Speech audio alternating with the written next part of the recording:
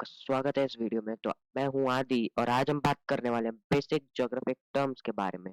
तो पहला है माउंटेन। तो माउंटेन्स होते हैं एलिवेटेड यानी उठे हुए areas from the ground above minimum 700 metres. मतलब ऐसे एरियाज जो ग्राउंड से 700 मीटर्स मिनिमम की हाइट पे उठे होने चाहिए, उन्हें हम माउंटेन्स कहते हैं। हिंदी में हम इन्हें पहाड़ी कहते हैं, या फिर हम इन्हें दूसरी डेफिनेशन में कह सकते हैं अ वेरी हाई हिल। इनके फीचर्स होते हैं कि ज्यादातर जितने भी माउंटेन्स होते हैं वो बर्फ से भरे हुए होते हैं, यानी कि स्नो कवर्ड होते हैं। और जितने भी माउंटेन्स होते हैं ज्यादातर उनमें से रेंजेस में बने होते हैं। रेंजेस में मतलब एक साथ बने होते हैं, खूब सारे 10-15 माउंटेन एक साथ बने होते हैं, ना कि एक आध। वैसे एक आध हो सकता है पर ज्यादातर माउंटेन रेंजेस में होते हैं। अब अगला है प्लेट्यू। प्लेट्यू एक ऐसी जमीन होती है जो उठी हुई होती है प्लेन से। A high area rising from plains with steep edges from one or more sides with plain on top. They are rocky and uneven. अब इसका मतलब है, अब जैसे प्लेन्स हैं, ये सीधी सीधी प्लेन्स हैं, ये प्लेन्स हैं, लेकिन अब जो एरिया ऐसा उठा हुआ होता है, जो ऐसे उठ जाता है, वो हम उसे हिल भी कहते हैं और पहाड़ या पहाड़ी भी कहते हैं। लेकिन वो उठ के बिल्कुल सीधा या समतल हो जाता है, जो प्लेन हो जाता है ऊपर से, उसे हम प्लेट्यू कहते हैं। ये बहुत बड़े भी हो सकते हैं, बहुत छोटे भी हो सकते हैं। इंडिया में साउथर्न प्लेट्यू है, जो कि इंडिया के सेंट्रल और साउथ में है। अब ये they are good source of minerals. यहाँ पे बहुत सारे मिनरल जैसे आयरन, गोल्ड, कॉपर, ये सब ज्यादा मात्रा में मिलते हैं। इन्हें टेबल लैंड भी कहते हैं क्योंकि टेबल की जो शेप होती है वो बिल्कुल इनके जैसी ही होती है। नीचे ग्राउंड पे रखे होते हैं, ऊपर उठते हैं और ऐसे हो जाते हैं।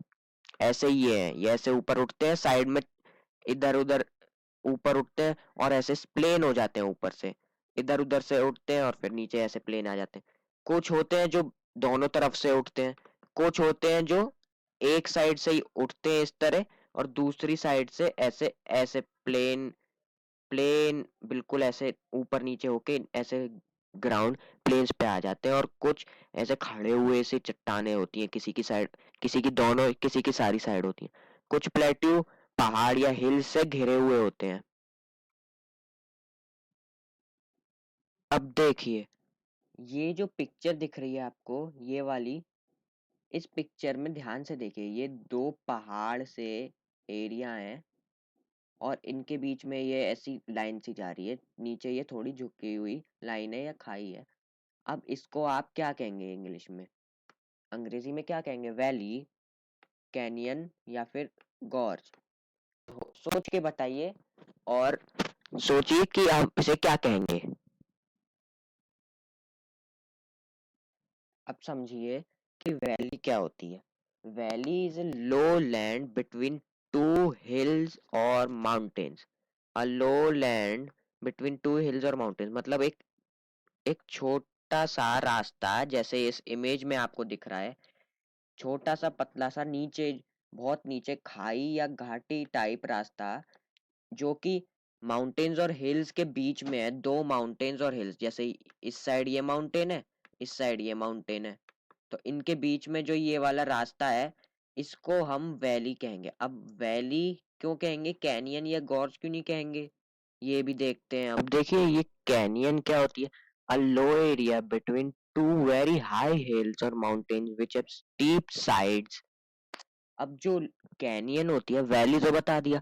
अब कैनियन में जो पहाड़, ये जो पहाड़ दो साइड के होते हैं, ये बहुत ज्यादा ऊंचे होते हैं और इनकी स्टीप साइड, जैसे ये देख रहे हैं, एक ऐसी चट्टाने हैं जहां से कोई चढ़ भी नहीं सकता यहाँ से।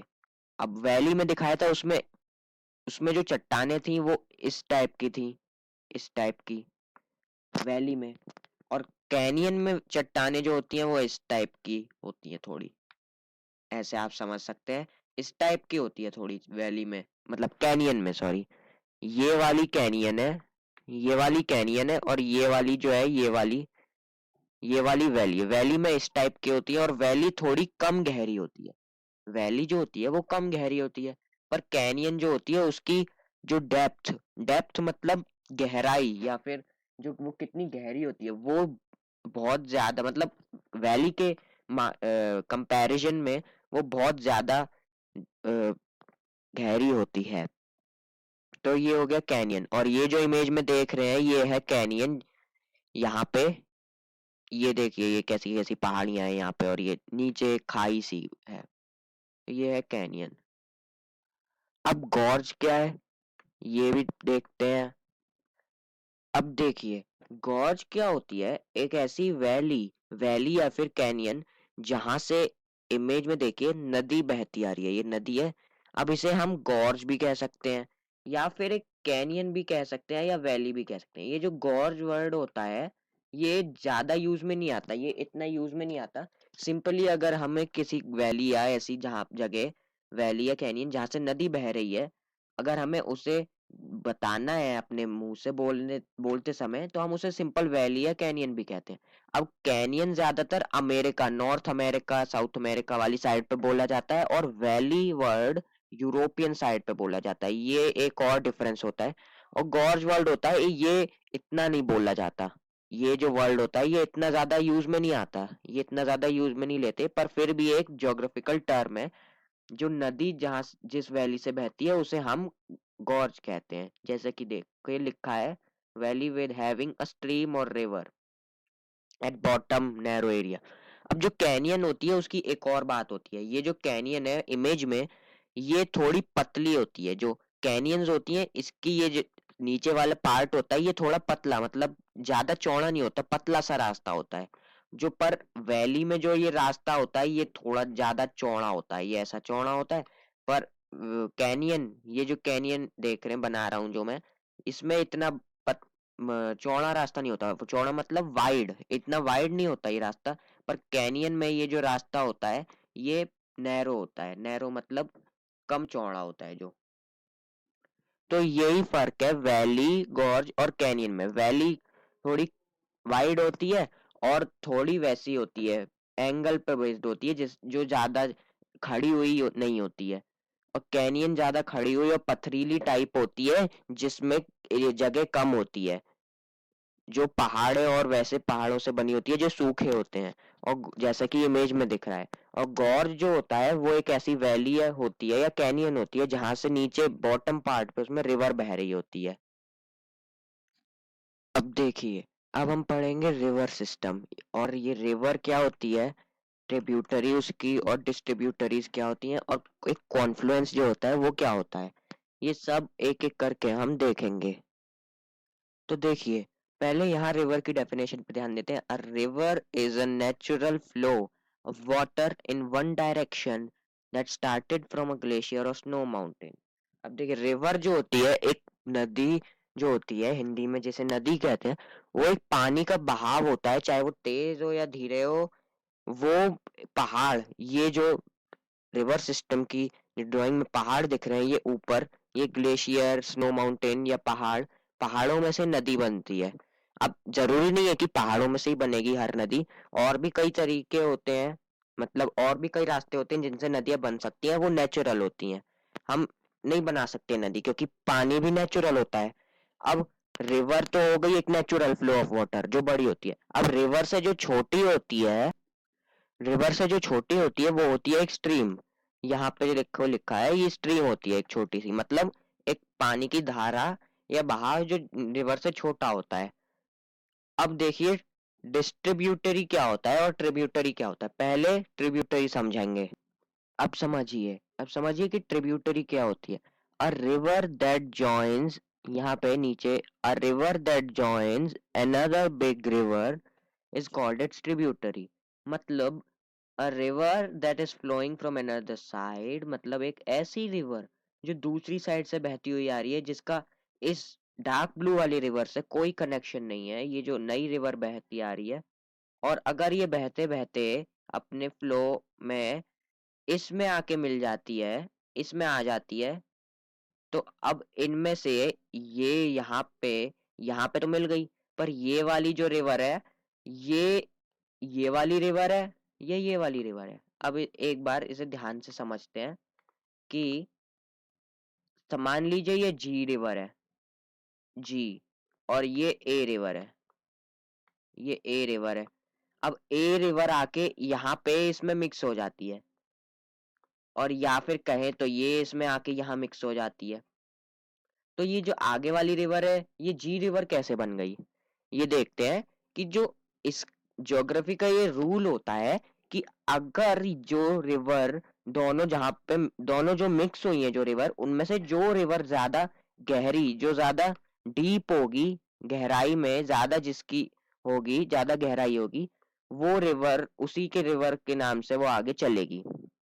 जैसे अगर जी वाली रिवर की गहराई ज्यादा है, तो ये जो आगे ये वाली रिवर बनेगी, जितनी भी रिवर है, वो सब जी रिवर, ये पूरी जी रिवर होगी।